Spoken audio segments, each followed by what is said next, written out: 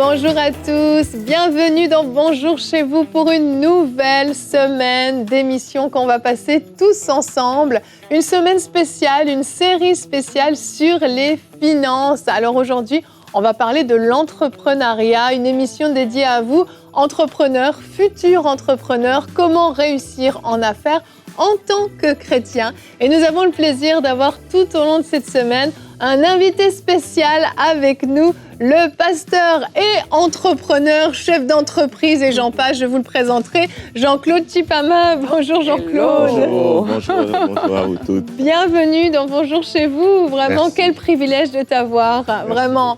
Alors, pour te présenter, ça pourrait durer des heures. Je vais essayer de faire court, mais quand même, tu as été à la tête de Canal+ en Afrique.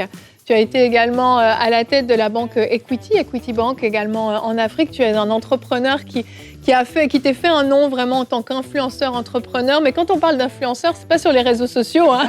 C'est dans le monde réel. Pas encore sur les réseaux sociaux peut-être aussi, mais moi je trouve que ça a plus de poids quand c'est dans le monde réel. Oui. Vraiment, tu as une référence dans le milieu de l'entrepreneuriat, mais aussi tu es pasteur pour ICC, les églises ICC, Impact Centre Chrétien, avec ton épouse Mireille qu'on salue d'ailleurs, oui. Mireille Chipama, qu'on connaît aussi, qui a participé aux émissions avec toi plusieurs fois. Vous avez fait Parole de femme, prière inspirée.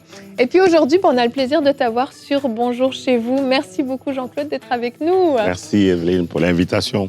Un honneur vraiment de t'avoir. Et aujourd'hui, on parle aux entrepreneurs et puis je l'ai dit tout au long de la semaine, on va parler finances, on va parler de l'épargne, on va parler de la réussite aussi vraiment dans ce domaine-là, d'investir intelligemment. On va parler de toutes sortes de choses, donc c'est vraiment un rendez-vous pour toute la semaine qu'on vous donne. Et puis Jean-Claude, aujourd'hui, tu vas faire une rubrique Conseil du coach. Tu vas donner 6 conseils pour réussir le financement de son projet, c'est ça ? Oui. Est-ce que tu veux nous détailler, nous mettre l'eau à la bouche un petit peu sur ton sujet ? En fait, oui, c'est un très très bon sujet.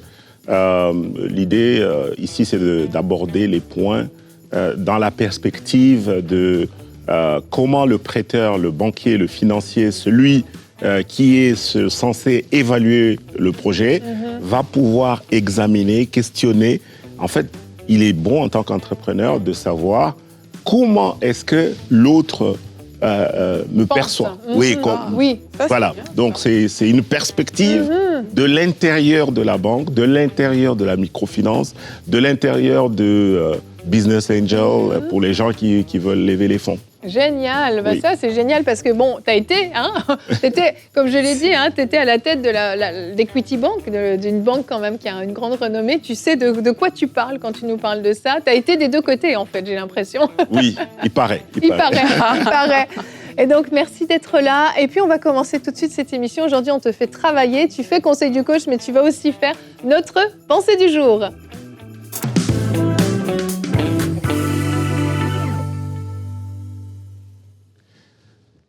Bonjour, vous nous suivez, d'où que vous soyez, soyez bénis.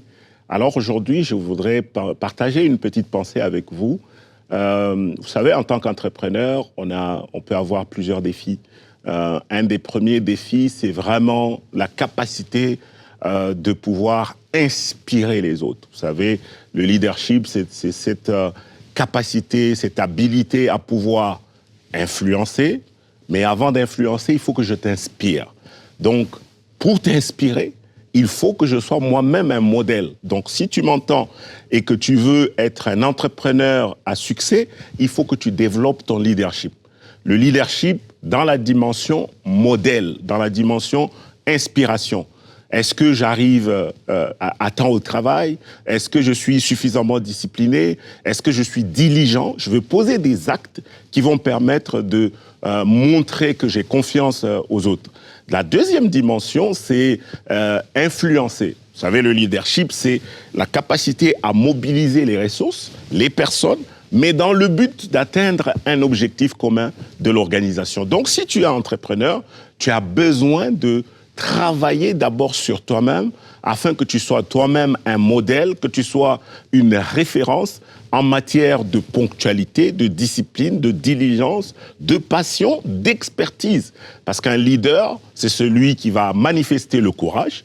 Le leader, c'est celui qui va manifester de la confiance, inspirer les autres et mettre de l'emphase sur ses équipes, mais dans le but unique d'atteindre un objectif. Alors, si tu me suis et que tu veux développer ton leadership, tu as besoin d'être un modèle. Maintenant, la question que je te pose, es-tu suffisamment un modèle? Un modèle pour qui? Un modèle pour toi-même, mais un modèle pour les autres. Il faut que tu arrives à pouvoir également montrer que tu connais ton marché, que tu connais ton environnement, que tu as une réponse, finalement, une réponse de Dieu à un problème que tu as pu identifier dans un endroit, dans un environnement, dans un marché. Il faut absolument que cet exercice soit un exercice, on va dire, qui permette à ce que tu sortes le meilleur de toi-même. En fait, l'Esprit de Dieu en nous va travailler, va permettre à ce que, à travers les témoignages intérieurs, que tu puisses clarifier. Parce que beaucoup de gens me posent souvent la question, mais je ne sais pas dans quel domaine est-ce qu'il faut que j'agisse. Il faut absolument que j'investisse dans quel domaine. Je ne sais pas, j'ai plusieurs idées, etc. Il y a deux choses. La première chose, c'est le témoignage intérieur. Il faut absolument que quelque chose sorte de moi. Mais la deuxième chose, c'est l'environnement dans lequel je suis. Donc, il faut que j'ouvre bien les yeux et que l'esprit me parle afin que j'identifie l'endroit, les secteurs d'activité et l'activité dans lesquels je voudrais investir. Alors, plus tard, on pourra développer ces points si on en a l'occasion. Merci beaucoup, Jean-Claude. Je veux préciser que on a des mini-condensés de conférences que tu donnes. Et tu me disais hors antenne que la rubrique Conseil du coach que tu vas faire, chaque point te prend 3 heures en temps normal. Donc, bien sûr, c'est un aperçu de tout ce qui pourrait être dit. On n'a pas le temps de creuser, mais ça donne de déjà développer. l'eau à la bouche. Ça donne absolument. En fait, on a envie d'en savoir plus et on se dit pourquoi sommes-nous présentes dans cette émission, Aurélie? Nous, on voudrait juste t'écouter. Mais je vais vous exhorter un tout petit peu, mais je vais te laisser la place ensuite, Jean-Claude. Mais j'aimerais vous partager notre verset du jour. À vous, entrepreneurs, futurs entrepreneurs. Proverbe 11, 1 nous dit « La balance fausse est en horreur à l'Éternel, mais le poids juste lui est agréable. » Et en fait, l'exhortation que je voulais vous faire rapidement aujourd'hui, concerne en fait le fait de garder un cœur droit. Quand on est entrepreneur, on est dans un milieu où il est fréquent de tricher, de mentir, de manipuler. Ça fait partie du milieu, c'est comme un peu en politique, ça fait un peu partie de la vie. Mais en tant que chrétien, c'est pas parce qu'on est dans un milieu qui l'autorise que ça nous est autorisé. Et j'aimerais vraiment vous encourager, vous qui nous suivez, à garder un cœur droit vraiment devant Dieu lorsque vous êtes dans les affaires, à vraiment faire attention à pas faire de compromis. Et je crois vraiment que Dieu, en fait, nous fait prospérer quand on garde le cœur droit, justement. Oui, c'est très vrai ce que tu dis, Yveline, c'est de garder son cœur. Mais une chose aussi que je trouve très importante, c'est que quand on sait la personne qui nous a envoyés dans ce qu'on fait, qu'on sait que c'est Dieu qui est notre backup, c'est lui qui est derrière, mais c'est plus facile en fait de garder son cœur. Quand on pense que c'est par la force de l'homme que notre business va réussir, que l'entreprise va fleurir, mais c'est là où on tombe vite dans le compromis. Et moi, j'ai trop aimé ce que Jean-Claude a dit, dans le sens que il a dit que l'Esprit de Dieu va te donner du discernement pour comprendre la voie en fait que le Seigneur va permettre que tu suives. Et quand tu marches sur cette voie, tu auras de l'assurance, tu auras la confiance. Mais quand on croit que c'est par nos propres forces, que c'est parce qu'il y a un homme influent et ainsi, il y a ça qu'on va réussir, même si les relations sont importantes, bien entendu, mais c'est d'abord Dieu qui doit nous orienter, nous diriger, qui doit être notre appui. Et parce que c'est Dieu, s'il y a une proposition qui ne glorifie pas Dieu, non merci. S'il y a des choses que je veux, auxquelles j'aspire, j'aurai cette foi-là pour dire, OK, Seigneur, tu vas me permettre d'y aller, même si l'environnement peut sembler hostile. D'ailleurs, à ce propos, c'est très, très important de rappeler ça, parce que le monde de l'entrepreneuriat, c'est un monde des océans bleus et rouges dans lesquels il y a des requins. Donc, il y a des requins. Alors, si on a envie de se compromettre, c'est-à-dire on est tenté de se compromettre, ça, en fait, on perd son identité. On perd son identité. Ça veut dire que, en fait, c'est un manque de foi. Exactement. C'est un manque de foi. Ça veut dire que je ne crois pas que le Seigneur est capable de m'ouvrir la porte pour que j'obtienne un marché, pour que j'obtienne un contrat, et que je vais me compromettre, donc salir mon identité de chrétien, d'enfant de Dieu, parce que je crois que Dieu est incapable de faire ce qui est pas fait, ce qui n'est pas vrai. Donc Dieu est capable. Mets ta foi dans le Seigneur. Si quelque chose ne fonctionne pas, ajuste-toi. Ça veut dire que Dieu et sa grâce sont disponibles. C'est à nous de nous ajuster et de pouvoir trouver le chemin pour le succès de notre projet. Et c'est quelque chose, toi, Jean-Claude, parce que je l'ai dit, tu as de l'expérience dans le domaine, mais tu l'as vécu aussi, j'imagine, de devoir mettre ta foi en action. J'ose pas imaginer les défis face auxquels tu as pu te tenir au fur et à mesure des années, et tu as choisi la foi, malgré tout aussi ta connaissance, hein, parce que ça ne veut pas dire que l'un ne va pas sans l'autre, il y a les compétences, les capacités, mais la foi est nécessaire aussi. Ah oui, une fois, je voulais commander des véhicules pour des commerciaux. Je fais plusieurs concessionnaires. Un des concessionnaires me dit « Ah tiens, écoute, Jean-Claude, si tu commandes avec nous, ben, tu as 5% dans ton compte personnel. Je dis non, c'est pas mon argent personnel. J'avais 400 000 ou 500 000 dollars que je voulais dépenser pour les véhicules. Et il m'a dit, je te donne 5%. C'est tentant. Ben, 5% de 400 000 ou de 500 000, c'est tentant. Je lui ai dit, non, il faut que tu rajoutes les 5% de discount sur la facture de l'entreprise. Il m'a dit, non, monsieur.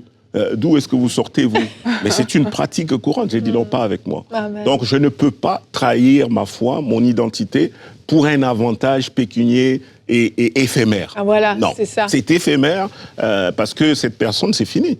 Un jour, il te voit exhorter ou aller à l'église, il va se demander, il dit, mais c'est pas possible, monsieur. Donc, dans la passation de marché, c'est quelque chose qui arrive très souvent.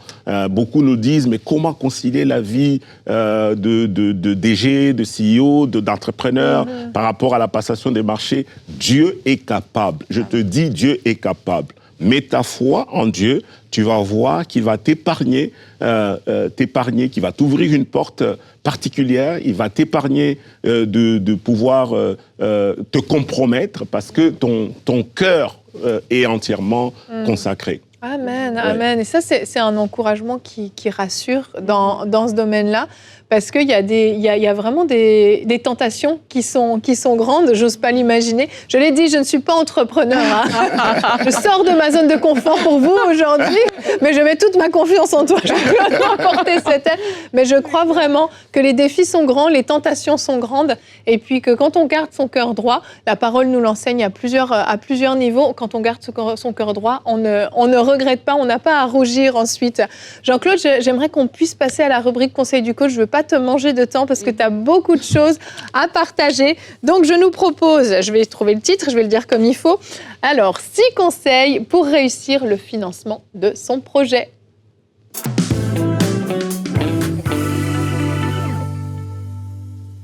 Alors, 6 conseils pour réussir le financement de son projet. Ici, j'aimerais partager quelques tips avec toi parce que ça serait bien que tu te mettes dans la tête de celui qui apprécie ton projet. Parce que tu fais ton projet pour le présenter afin qu'il soit financé. La première chose, c'est qu'il faut que tu sois capable de pouvoir rassurer le prêteur. Il va venir, le prêteur, il va s'assurer, est-ce que tu es au fait de ce que tu fais? Est-ce que tu as de la profondeur dans ce que tu as préparé? Un exemple, je veux ouvrir une pharmacie. Ben, la pharmacie, elle se fait comment? Il y a de la réglementation, est-ce que tu t'es suffisamment investi toi-même sur le domaine de la pharmacie? Donc, si tu n'es pas qualifié, donc tu peux pas tenir une pharmacie. Donc, la première chose, c'est vraiment, il faut que tu investisses sur toi, que tu investisses afin de rassurer. Afin de rassurer. Ça veut dire, il faut que je veux faire un garage pour réparer les véhicules. Ben, si je dis, bon, j'ai une formation de mécanicien et ensuite j'ai fait un peu de gestion pour maintenir le garage, dans ce cas-là, je rassure le prêteur. Parce que le risque, le prêteur va regarder le risque qu'il y a derrière en te prêtant de l'argent. Donc, il va s'assurer que le risque de performance est mitigé. Et la performance est liée à la connaissance dans le secteur dans lequel j'investis. Si je produis des vêtements, si je fais du coaching en ligne, aujourd'hui c'est très courant. Mais qu'est-ce que je sais à propos du coaching? Est-ce que j'ai des certificats? Est-ce que j'ai de la certification? Est-ce que j'ai de la crédibilité, etc. Si je fabrique des vêtements ou si je produis des livres, tiens, j'écris des livres. Donc il faut que j'ai un peu de connaissances sur les droits d'auteur, comment ça se passe, l'industrie de la production des livres, etc. Et les plateformes qui permettent de vendre et tout ça. Donc ça, c'est la première chose. Oui. La deuxième chose, c'est qu'il faut absolument que je sois conscient des projections, c'est-à-dire les chiffres d'affaires. Donc, il faut que mon chiffre d'affaires... quelle est la vision en tant qu'entrepreneur que j'ai de mon activité? La vision doit se traduire par une projection. C'est-à-dire aujourd'hui, première année, deuxième année, troisième année, quatrième année, cinquième année. Alors les gens souvent me posent la question, mais pourquoi en fait vous nous embêtez avec des projections sur 5 ans? J'ai dit oui, un entrepreneur c'est un visionnaire. Alors il faut que l'évolution du chiffre d'affaires puisse me permettre moi de voir que toi, en tant qu'entrepreneur, tu as pris le temps d'identifier les leviers de croissance de ton activité. Donc, si je veux vendre des livres, il faut que dans la première année, je dis je vais vendre 500 livres. Dans la deuxième année, je vais vendre 1000 livres. Mais quels sont les leviers sur lesquels je vais m'appuyer pour permettre à ce que j'arrive à 1 million de livres vendus, par exemple. Donc, il faut que l'évolution du chiffre d'affaires puisse montrer ma compréhension de l'activité afin de rassurer celui qui me prête. Je dois être en mesure de générer, dans le chiffre d'affaires, je dois être en mesure de générer du rendement. Ça veut dire la charge que je vais investir versus le chiffre d'affaires que je vais dégager. Donc, si le rendement que je fais est capable de me dégager de la valeur demain, alors l'investisseur va dire, tiens, ou le prêteur va dire, tiens, ça c'est un bon business. Dans ce cas-là, il faut que je puisse contribuer, que je puisse aider l'entrepreneur à se démarquer. Donc, si tu veux être financé, si tu veux obtenir du financement dans ton projet, ben montre-moi tes projections financières. Montre-moi l'évolution de ton chiffre d'affaires. Ne me dis pas, non, le comptable, je vais envoyer le comptable, etc. Non, si tu m'amènes un tableau, fais parler les chiffres. Fais parler. Donc, c'est pour ça que c'est très important de passer un peu de temps sur son projet, de le construire seul, en fait. De le construire, avec un peu d'aide, bien sûr, mais donc de le construire. Alors, le point suivant qui est important, le conseil suivant que je peux donner là-dessus, c'est est-ce que tu as conscience de ton besoin de financement? Donc, on appelle ça le BFR. Besoin de financement de ton fonds de roulement. Donc, le fonds de roulement, c'est quoi? Le fonds de roulement, c'est après, je veux vraiment être simple pour ne pas trop, pour ne pas choquer les gens. Le fonds de roulement, c'est la liquidité dont on a besoin pour faire tourner son activité. Donc, si je produis des chemises, comme pour Mireille, elle produit des robes, etc. Donc, il faut qu'elle achète des tissus, il faut qu'elle achète du thermocollant, il faut qu'elle ait des machines, il faut etc. Mais il faut un stock. Il faut un stock. Donc si, dans le point précédent, j'ai dit je vais vendre 100 robes dans l'année, mais ces 100 robes, je dois les produire. Mais quelle est la hauteur de la production? Il faut le stock optimal. Pas trop bas pour avoir des ruptures de stock, mais pas trop élevé, justement pour ne pas thésauriser son argent dans le stock. Donc, les besoins des fonds de roulement, c'est l'intelligence dont on va développer sur son projet afin d'avoir le stock optimal. Donc, on le calcule sur une période, donc 1 mois, 3 mois. Donc, le stock moyen que je vais avoir.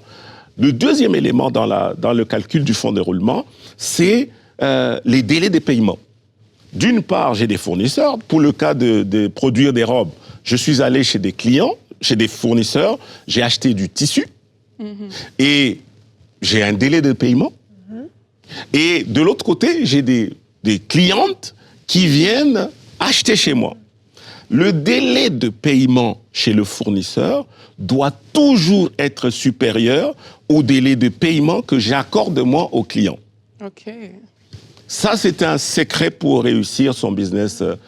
Et, soit dit en passant, 84% ici au Canada, et d'ailleurs, c'est valable dans beaucoup de pays dans le monde, des entrepreneurs échouent justement à cause du délai. Donc, je donne des robes à délai de 60 jours, mais mes fournisseurs, je les paye cash. Donc, ça veut dire que je détruis de la valeur. Mon cash flow est négatif. Donc, mon fonds de roulement, il est négatif. Donc, il faut absolument que je finance le fonds de roulement. Donc, à chaque mois, c'est comme si je manque d'argent. C'est le moment de payer le loyer, le moment de payer les salaires. Il me manque toujours un peu d'argent. Donc, ça, c'est quelque chose qui, généralement, le calcul du besoin du fonds de roulement est critique. Donc, si tu veux noter un conseil aujourd'hui, fonds de roulement, il faut absolument que tu en maîtrises le calcul. Le prochain conseil que je veux te donner, c'est vraiment de trouver un bon conseiller. Un bon conseiller. Parce que un conseiller, c'est quelqu'un qui va t'encadrer. Si tu es dans une entreprise où tu n'as pas besoin de conseil d'administration, mais mets en place un conseil d'aviseurs, des gens expérimentés de plusieurs horizons qui peuvent écouter, examiner ton projet à chaque fois et tu les considères vraiment et tu leur présentes tes projets et eux, de manière complètement désintéressée, ils vont te donner du feedback. Ils vont te dire, tiens, et si on faisait ça? Et si tu faisais ça? Etc. Donc, moi, c'est un rôle que je joue dans beaucoup de projets, des jeunes entrepreneurs. Je suis là, je dis, ah tiens, si tu avais posé la question, et si ton projet, tu l'orientais un peu dans ce sens, pourquoi tu n'as pas commencé telle activité? Et à la banque, on a vu plusieurs fois, on a conseillé beaucoup de nos clients et qui, leur activité ont explosé. Donc, appuie-toi sur un bon conseiller. C'est vraiment la capacité de step back, de prendre du recul et de t'asseoir avec des gens qui n'ont rien à voir avec ton projet et de pouvoir compter sur eux. Et de compter vraiment sur eux et en disant, tiens, conseillez-moi. Parfois, quand vous venez chez un prêteur, il va vous dire, tiens, mais c'est qui ton parrain? Qui te conseille? Qui chuchote à tes oreilles? Parce qu'un entrepreneur, par défaut, c'est quelqu'un qui est esselé, qui est seul, qui travaille d'arrache-pied, etc., qui essaie de se battre pour démarrer son projet. Mais il peut se battre dans la mauvaise direction. Donc, et le conseiller, c'est quelqu'un qui va, à chaque fois, aider à recadrer.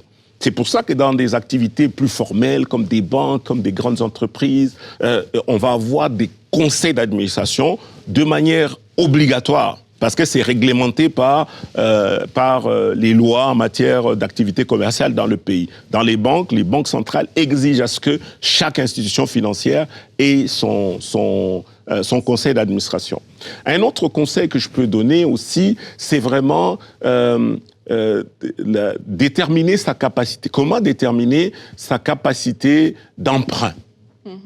Très souvent, les gens viennent, ils disent mais monsieur, moi j'ai besoin de $300 000 de financement. pendant que son chiffre d'affaires est de 20 000 dollars. Ça marche pas. Ça ne marche pas. Donc, mon chiffre d'affaires, je déduis de chiffre d'affaires ce que j'appelle les charges d'exploitation. Donc les charges brutes, donc j'enlève le loyer, j'enlève les salaires, j'enlève les frais que j'ai payés pour produire mes produits, etc. Ce qui me reste, généralement, ça doit être 30% et plus. Si c'est un projet personnel, donc dans ces cas-là, c'est 33%. Par exemple, vous voulez acheter un appartement, un immeuble à revenu, comme on dit ça au Québec, mais ce revenu, cet emprunt va se baser sur ma capacité d'emprunter.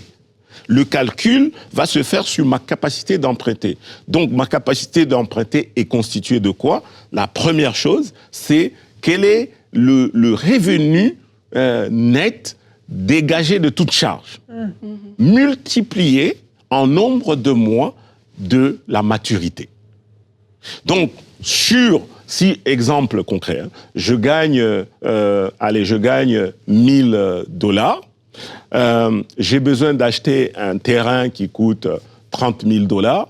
Donc, dans ce cas-là, sur mes 1000 dollars, j'ai 300 dollars ou 400 dollars de libre après toutes mes dépenses, mais je vais multiplier ces 300 dollars sur le nombre de mois requis pour obtenir la maturité. C'est-à-dire, si la maturité est de 5 ans, donc multiplié par 60. Si la maturité est de 10 ans, 300 dollars multiplié par 120.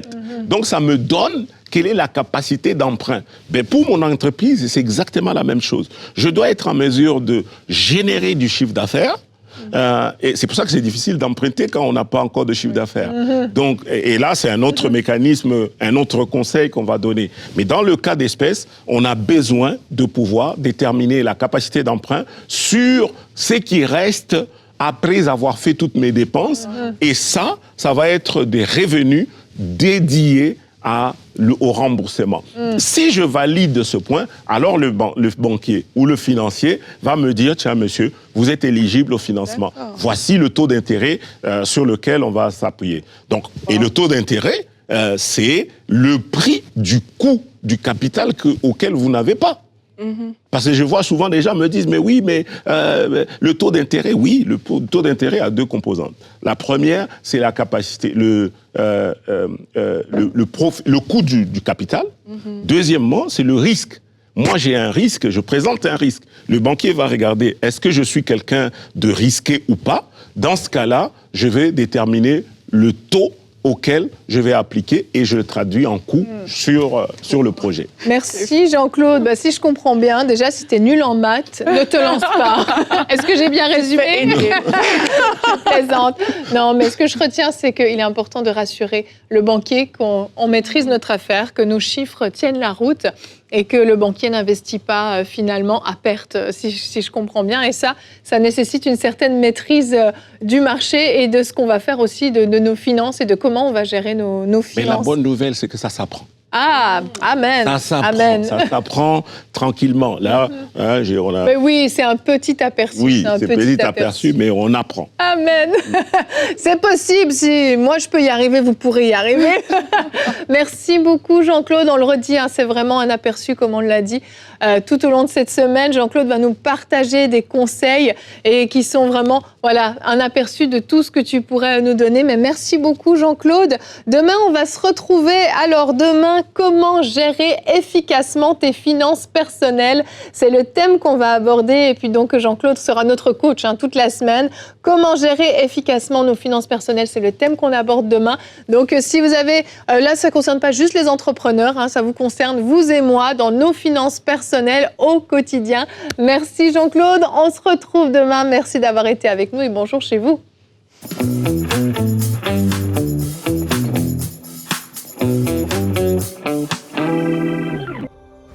Dès maintenant, faites partie des 20 000 partenaires mensuels qui porteront la vision de MCI et qui l'amèneront encore plus loin. Pour faire votre don, rendez-vous sur emcitv.com/20 000.